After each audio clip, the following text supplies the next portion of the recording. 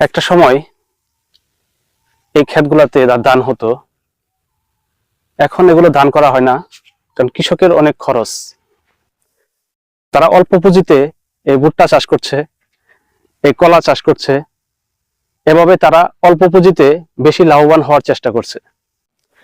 যদি এভাবে চলতে থাকে আমাদের কৃষকের অবস্থা, একটা সময় আমাদের শহরে যারা থাকি, আমরা যারা শহরে অবস্থান করে, ওনারা দেখা গেছে চাউলের দাম, যে বর্তমানে চাউলের দাম, এই চাউলের দামটা আরো বৃদ্ধি পাবে।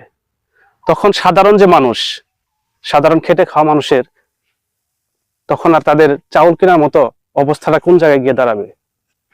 তাই দেশের সরকারকে অনুরোধ করব যেন এই কৃষকের সব ধরনের খরচ কমিয়ে দেওয়া হয়, কীটনাশক, সার সবকিছুর জন্য দাম কমিয়ে দেওয়া হয়, যাতে তারা আবার সে ধানের চাষে ফিরে যেতে পারে।